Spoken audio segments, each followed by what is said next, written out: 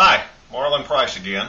I know you were expecting Sandra Bullock, but she was busy today, so you got me again. Today's video is about staying recognized. What do you have to do to stay recognized once you make that? Well, first of all, congratulations. The greatest part of your work is already done. Everything is pretty much done for the next 3.5 years. There are two things that you do have to do, and the files that you have are very important as well. Now, you're not going to have to use these files again for probably 3.5 years, but you'll want to keep them, make sure that they're safe. The information that are in those files will be very, very helpful when it comes time for re-recognition when you start working on the files 3.5 years from now. So there are two things that you do have to do to stay recognized. One is you have to continue to comply with recognition standards. And you also have to do an annual report. Now, the annual report we'll talk about in another video. It's a very simple process. Don't need to worry about it. We will notify you about 60 days in advance when your annual report is due, and then you can watch the video at that time, and it'll be very easy for you to comply with that. But one of the things you have to do is keep doing what the recognition program standards require of you. How do you know what that is? Well, clearly you could go through the recognition standards and your general orders or your policies and determine what needs to be done how often. We've made it a little easier. We built one already for you, and if you go to the computer here, you go to the website, and this is our program website. You've seen it before, obviously. You click on Downloads, and then come down here to the re-recognition process, and right under there is Annual Compliance Requirements. And you click on that. It just takes a second or so to download. When you download that, this is what you get. You get a spreadsheet that talks about what things have to be done. Now, your department, you may have other things that you want to add to this, maybe not even recognition standards. You may want to have develop a schedule of this nature to keep track of when things are due.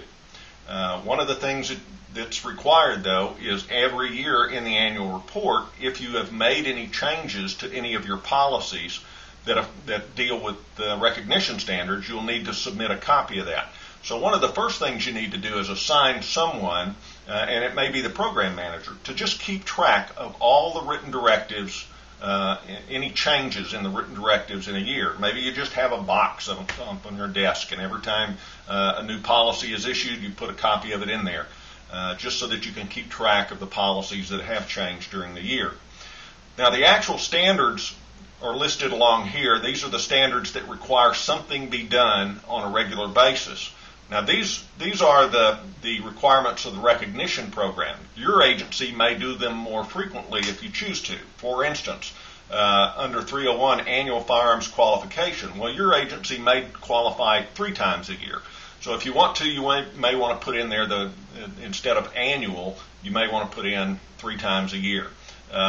You may do performance evaluations every 6 months. The recognition program only requires that once a year. So you may want to change that to every 6 months. Once you've gone through these standards and your policies to determine how often they're done, then you'll need to assign a responsible party. Now, in very small agencies, the responsible party may be the chief or the program manager or whatever, but you'll also want to make sure that you've got a due date, and then you can keep track of it if you print this out. Now, one of the things that Microsoft Outlook has a task manager program, and if you use that, if you know how to use that, maybe you set these up as tasks that pop up on your computer whenever that date rolls around. If not, maybe the best way is to print this thing out and just stick it in your desk calendar. And when it comes up, when you turn the page and it's July, you look on there and see what all needs to be done on July, however it's easiest for you to keep track of. Now, when you do these things, you do not need to put any of this into the recognition program files. You're done with those files for 3.5 years. You can put them on a shelf, you can put them in a closet, you can save them on your computer somewhere, put them on a disk, whatever you want to do.